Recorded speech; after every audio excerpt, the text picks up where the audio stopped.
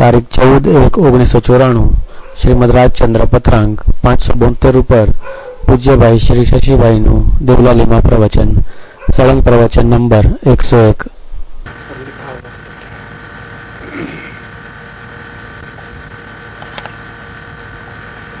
सर्वभाव विभाव से उदासीन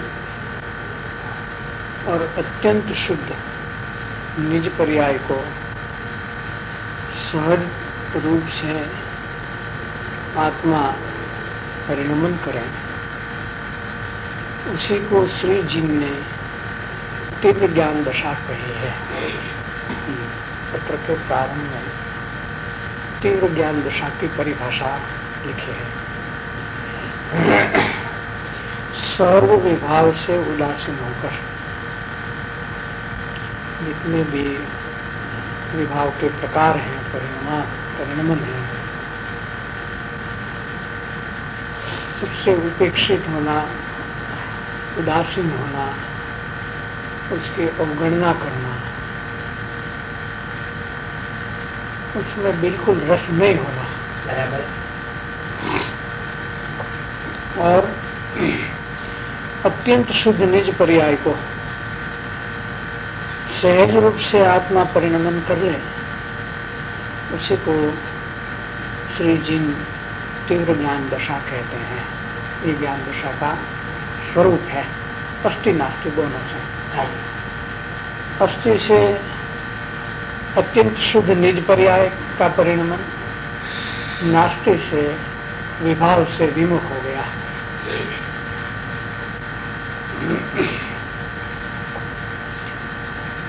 ऐसी ज्ञान दशा आए बिना कोई भी जीव बंधन मुक्त नहीं हो सकता।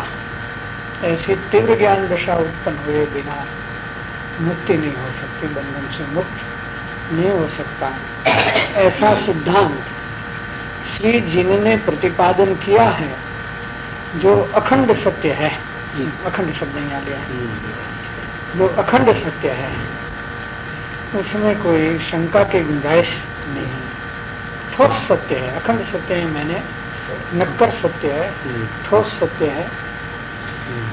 ऐसी दशा हुए बिना कोई जीव बंधन से मुक्त हो जाए, ये मुक्ति होने के पहले ऐसे ज्ञान दशा हुए, अत्यंत शुद्ध निज पर्याय को परिणमन करे। यही सिद्धांत श्री जिनदेव ने प्रतिपादन किया है और वह अखंड सत्य है, ये परिपूर्ण सत्य है।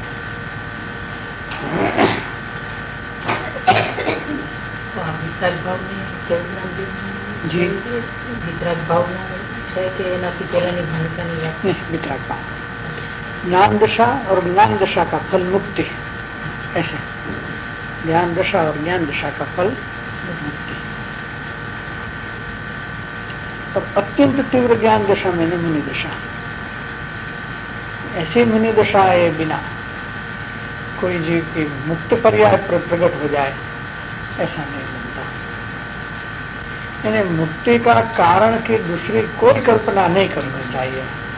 ये एक मार्ग से मुक्ति है, दूसरे किसी मार्ग से किसी को मुक्ति नहीं हो सकती।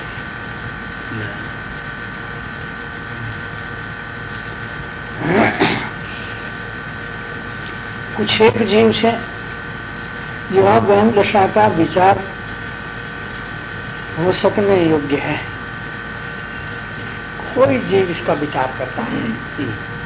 ऐसी तीव्र ज्ञान दशा का विचार भी सब जीव कर सकते हैं नहीं है। कोई ऐसे काय क्लेश में लग जाते, कोई ऐसे योग साधना में लग जाते, हठ योग में लग जाते, कोई कैसे लग जाते, कोई कैसे लग जाते हैं। ऐसी अंतरंग शुद्ध ज्ञान दशा, विभाव रहित दशा, वितराग दशा, इसका विचार कोई एक जीव को करने से योग्य है। ये मुनि दशा में बहुत सी गड़बड़ है आज। मुनि दशा को संप्रदाय में क्या भावलिंगपना होता है, तीव्र ज्ञान दशा क्या होती है, इसका किसी को अंदाज नहीं है। कृपाणुदेव ने तो अपूर्व अवसर लिखा है। देखो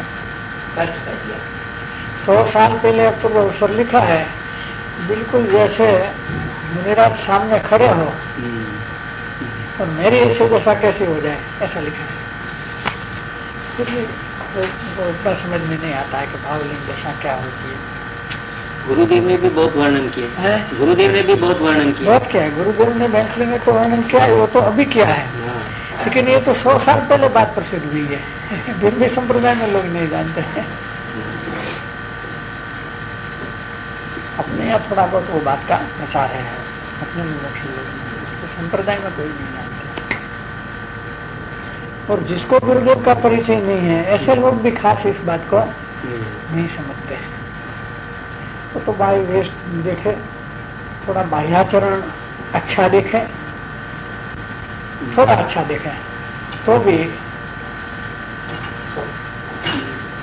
तो भी मान लेते हैं कि नहीं कुछ है, कुछ न कुछ है, ऐसा लग जाता है। ये वो ऐसे बोलते हैं अपने से अच्छे है करके, अपने से अच्छे ऐसा करके वो उसको ये करते हैं, ऐसा है अपना परिचय वाला भी, गुरुदेव के परिचय वाला। आप तो किसी का अपने से करना है या सिद्धांत अनुसार करना है, या जिनेन्द्र देव के आज्ञा अनुसार करना है। जिनेन्द्र देव ने मोक्ष मार्ग में जैसे मुनिराज कहे ऐसे मुनिराज को माने, या कोई वेश धारण कर ले उसको माने, क्या करें?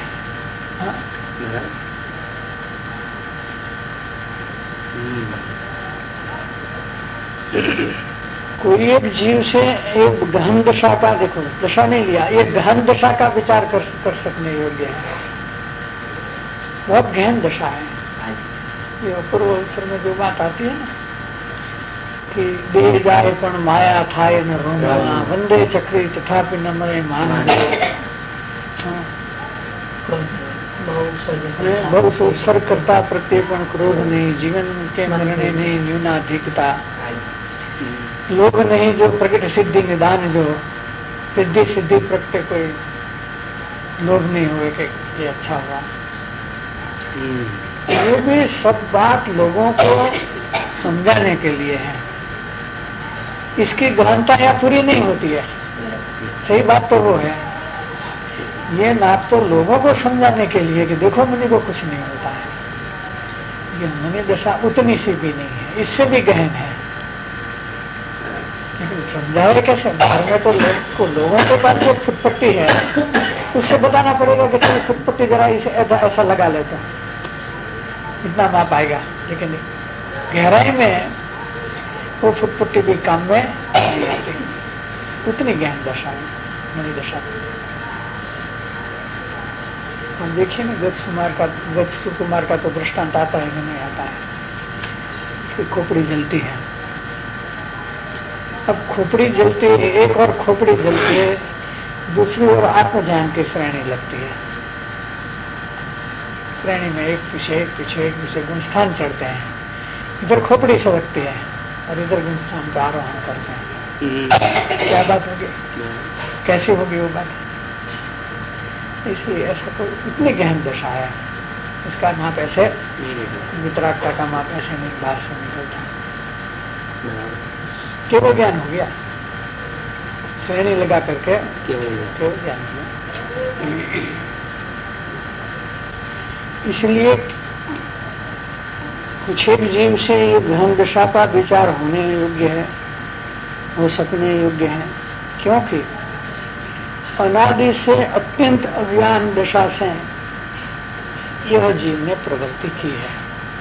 इसका कारण यह है कि खुद का अज्ञान अनादि से अत्यंत अज्ञान में ही उसने प्रवृत्ति की है।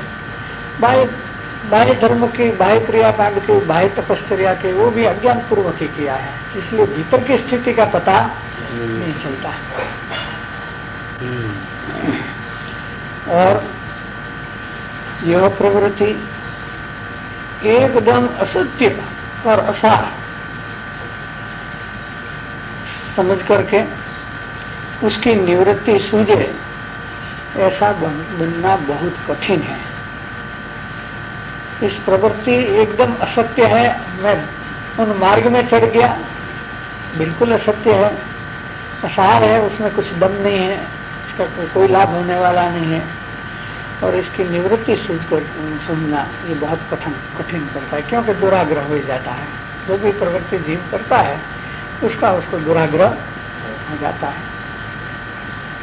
इसलिए ज्ञानी पुरुष का आश्रय करने रूप भक्ति मार्ग श्री जी ने निरूपण किया है कि जो मार्ग आराधन करने से सुलभ बने ज्ञान दशा उत्पन्न होती है। ये रहस्य है भक्ति का कि ज्ञानी पुरुष का आश्रय करने रूप भक्ति, ज्ञानी के आश्रय में ही अपना कल्याण करना है, ऐसा एक निश्चय होता है। तो वो मार्ग श्री जी ने निरूपण किया है, भगवान की भी यही आज्ञा है। और ऐसा मार्ग आराधन करने से सहज रूप से, सहज भाव से ज्ञान दशा की उत्पत्ति हो जाएगी, जीव को मोक्ष मार्ग में प्रवेश हो जाएगा। ये बहुत सुगम मार्ग लिया आज। ज्ञानी पुरुष के आश्रय से अपना कल्याण करना, उसमें स्वच्छंद होने का अवकाश मिल हो जाता है, सबसे बड़ी बात वो है। और मोक्ष मार्ग में प्रवेश नहीं होने देने में कोई सबसे बड़ा दुर्गुण काम करता है तो वो स्वच्छंद है कि अपना मनमानी कर लेता है। ये भले ही शुक्रिया करता हो, कुछ भी करता हो, न तो क्रम का कोई पता चलता है, न तो उसको अपना भान भी है कि मैं कहाँ हूँ, मेरी योग्यता कहाँ है, कैसी है और मुझे अब क्या करना चाहिए। तो उनको तो खुद को पता होता ही नहीं। खुद तो मरीज है, पेशेंट है, खुद पेशेंट होने पर भी खुद डॉक्टर बन जाता है, तो ये बड़ी आपत्ति है। इसी का नाम सोचा। ज्ञानी ની लगाम જોઈએ, ज्ञानी की लगाम तो होनी चाहिए, इतना ही नहीं, वो तो स्वच्छंद नहीं होने के लिए। लेकिन जिसको आश्रय भक्ति है उसको तो स्वच्छंद का अवकाश नहीं रहता। वो तो उसके आश्रय में अपना आत्म कल्याण करना चाहता है, उसको फिर चिंता क्या, उसको कोई चिंता करने की। तो उसको आश्रय में वो बात है कि वो जिस तरह से जो आज्ञा दे उस आज्ञा को उठाना एक आज्ञा रुचि हो जाती है। इनके वचन प्रति इतनी भक्ति आती है कि जो इनके वचन निकलते हैं उनमें से अपना प्रयोजन कितना है, कैसा है, उसकी सूक्ष्म दृष्टि आने से उसको पकड़ लेते हैं और उसके आज्ञा को अच्छी तरह उठाते हैं। अच्छी तरह मैंने अपना कल्याण हो उस तरह से उठा लेते हैं, तो फिर उनको सुगमता से मोक्ष मार्ग में प्रवेश हो जाता है। क्यों कि उस आश्रय से उनको इधर उधर जाने का बंद हो जाता है। जो मार्ग में लोग चढ़ जाते हैं, मार्ग नहीं मिलता है, इसका यही कारण है कि इधर उधर भी चढ़ जाते हैं।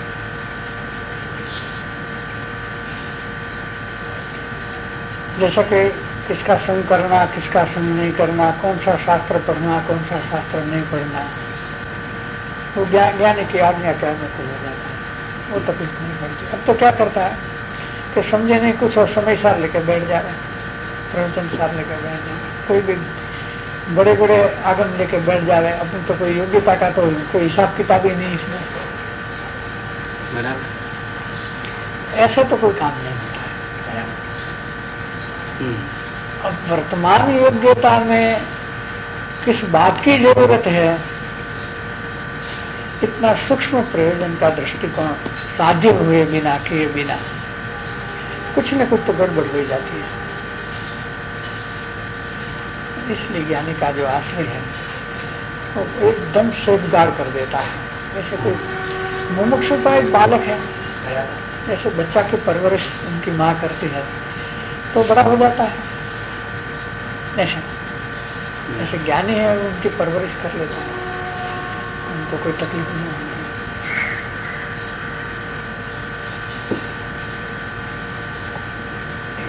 तो ज्ञानी तो सामूहिक रूप से परवरिश करता है, व्यक्तिगत रूप से किधर परवरिश करेगा?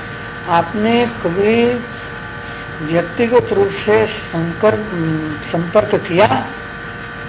अब मेरा प्रश्न है चंदू भाई, देखने लायक, समझने लायक बात है कि जीवन में कभी व्यक्तिगत रूप से एकांत में जाकर के संपर्क किया, महाराज मेरे तो ऐसे ऐसे गंदे परिणाम हैं, गंदे भाव हैं, बहुत निम्न कोटि के अधमा अधम अधिको पतित सकल जगत मां हूं, ऐसा होकर के चरण में बैठने का कभी तैयारी किया? है? बात बरोबर। अगर ऐसा होता तो इनकी कृपा चारों हाथ से आ जाते, दो हाथ से नहीं आते। क्या हमारी तो तैयारी नहीं, और हम कहे कि ज्ञानी तो मिले थे, लेकिन हमारा काम तो नहीं बना है।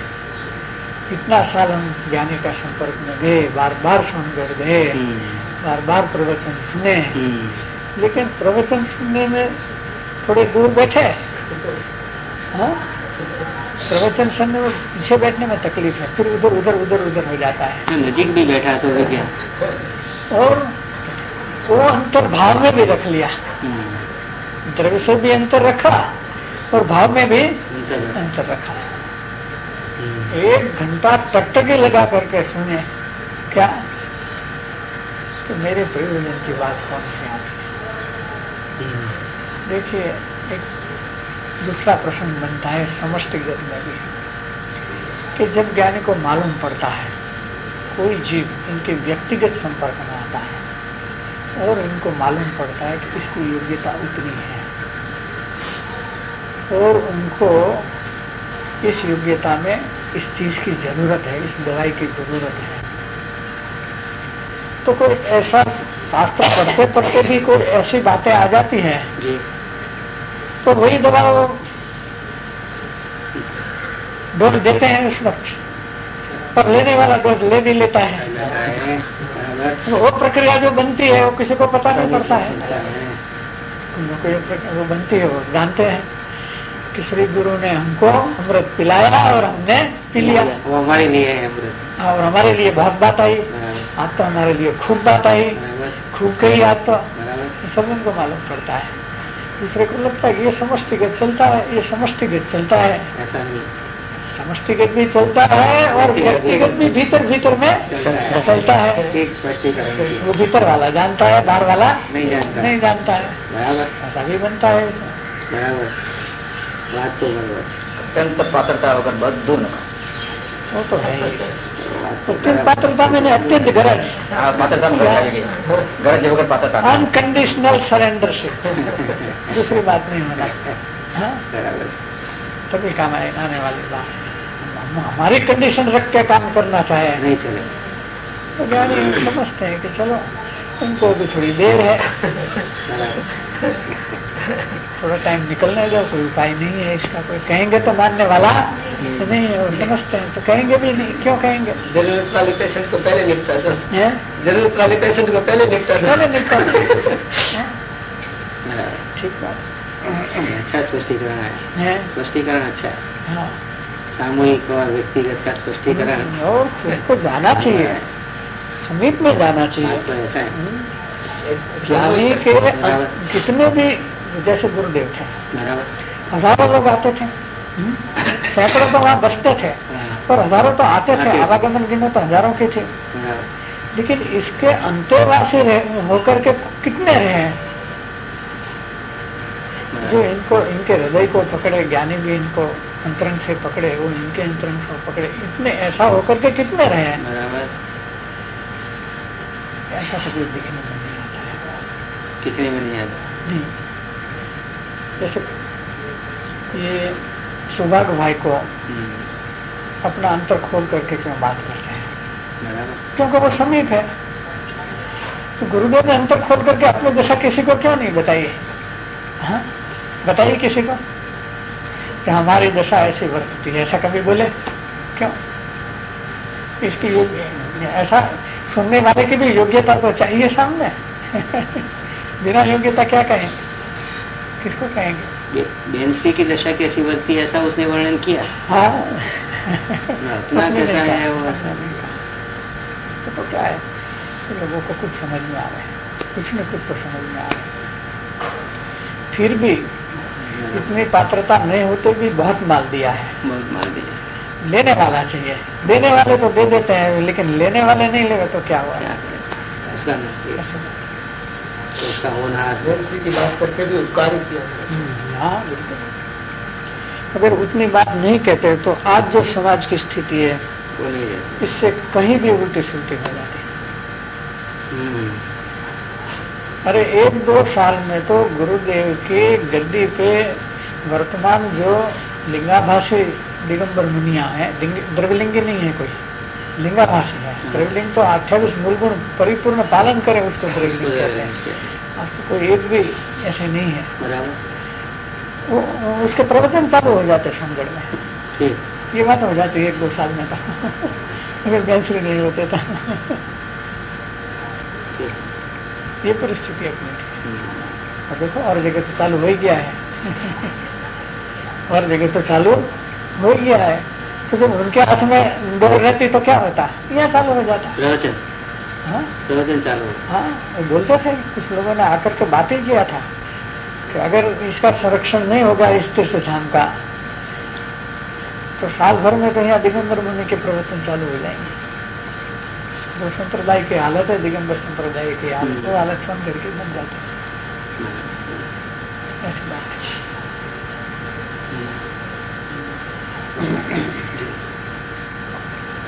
समष्टिगत व्यक्तिगत बात की तो ये इसकी प्रस्तावना में आई है।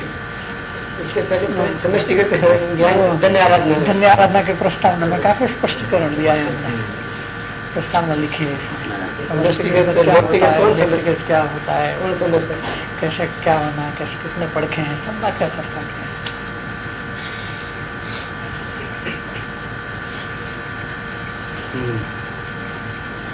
आगे लिखते हैं कि ज्ञानी पुरुष के चरण में मन स्थापित किए बिना ये भक्ति मार्ग सिद्ध होता नहीं है। जो आश्रय भक्ति जिसको कहते हैं उसको तो एक निष्ठा से ज्ञानी के मार्ग का आराधन करने का भाव आए बिना, मन स्थापित किए बिना ये भक्ति मार्ग सिद्ध होता नहीं है। 2-4 पद गाले में इसलिए कोई भक्ति मार्ग में आ गया है, ऐसी बात तो कृपालु देव ने एक निष्ठा से। हाँ? एक निष्ठा से। हाँ, एक निष्ठा मैंने श्रद्धा, एक श्रद्धा, एक निष्ठा में कोई शंका की गुंजाइश नहीं। ऐसा एक लक्ष्य, एक निष्ठा। हाँ, दूसरा कोई अवकाश नहीं।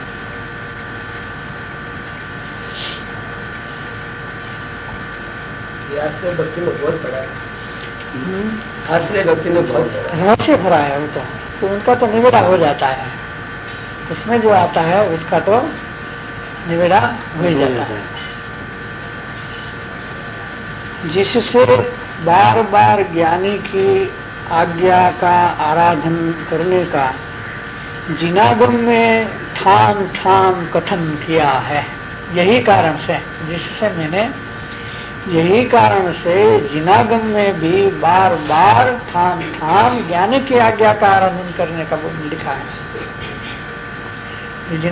अपने जिनागम पढ़ा ऐसा कोई? कृपालु ने पढ़ा है। अपने पढ़ा कोई कि अब हमारा ध्यान नहीं गया है। बात तो आई है, हमारा ध्यान नहीं गया है। चौथी गाथा में आता है समय साथ पीठिका की गाथा है। ये बात पीठिका में लिया है चंद्र आचार्य ने। सेवा नहीं करी, श्रुत परिचित सर्वने। एक तो इस मार्ग से अपरिचित है और जिसको परिचित है उसकी सेवा नहीं किया है, ऐसा कर चल गया है।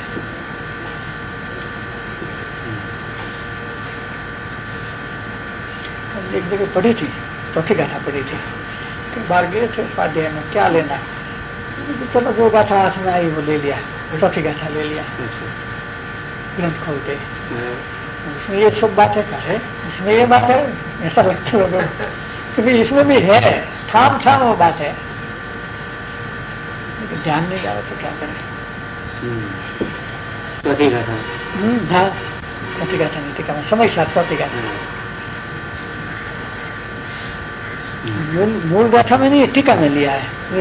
अमृतचंद्राचार्य ने निकाला इसमें से कि तुझे तो परिचित नहीं है मार्ग, लेकिन जिसको मार्ग परिचित है उसकी सेवा तूने नहीं किया है। तो इसलिए तेरे को कहां से मिलेगा ये? हाँ, क्या शब्द पड़े?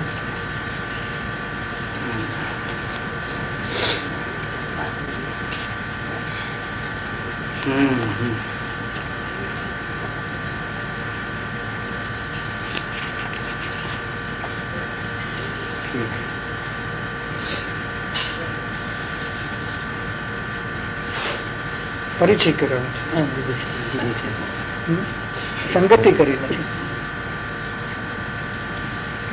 अपने में अनात्मग्नपना होने से और दूसरा आत्मा को जानने वालों की संगति और सेवा नहीं के होने से आत्मस्वरूप नहीं कभी सुनने में आया, नहीं कभी परिचय में आया और नहीं कभी अनुभव में भी आया है।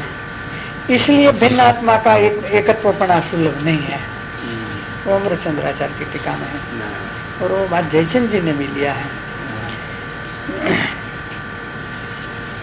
स्वरूप और द्रव्य से भिन्न एक चैतन्य चमत्कार स्वरूप अपने आत्मा की कथा का ज्ञान अपने को तो अपने से कभी हुआ नहीं है, और जिसको वह ज्ञान हुआ था उसकी सेवा कभी की नहीं थी। इसलिए इसकी बात न कभी सुनी है, न परिचय किया है, न उसका अनुभव किया है। इसलिए इसकी प्राप्ति सुलभ नहीं है, दुर्लभ है। तो अपने से तो अनजाना मार्ग है, इसलिए अंतर्मुख हो पाएगा नहीं। और जिसको ये ज्ञान है उसकी सेवा में संगति में तो गया नहीं, तो कोई चांस है नहीं।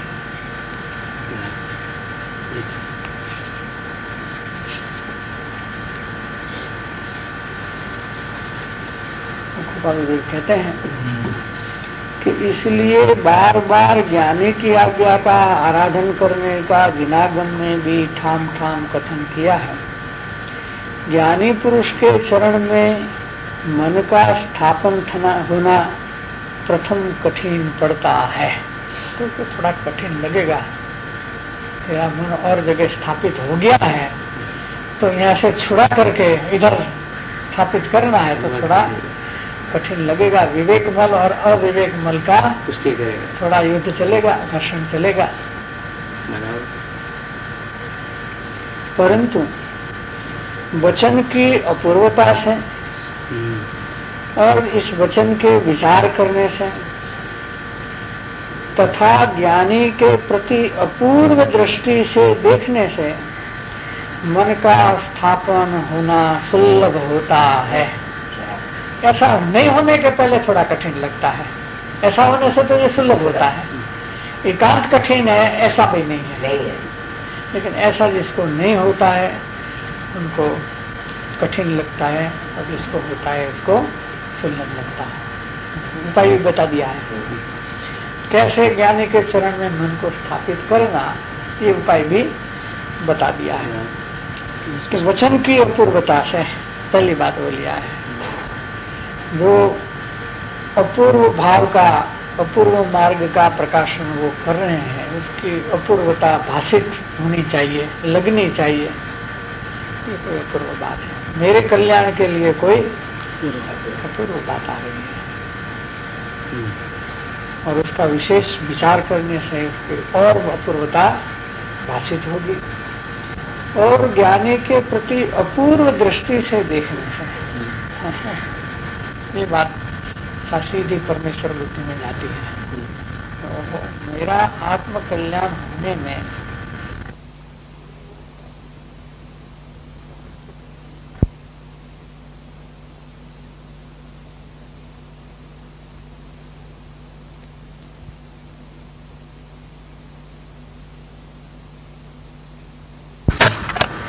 देखने का दृष्टि बदल जाता है।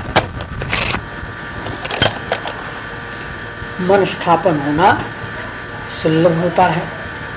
फिर कोई कठिनाई ऐसे होने पर कोई कठिनाई भीतर में भी लगती नहीं।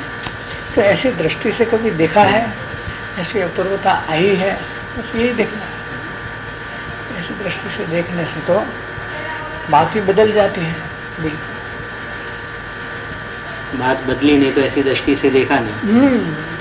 ऐसी बात।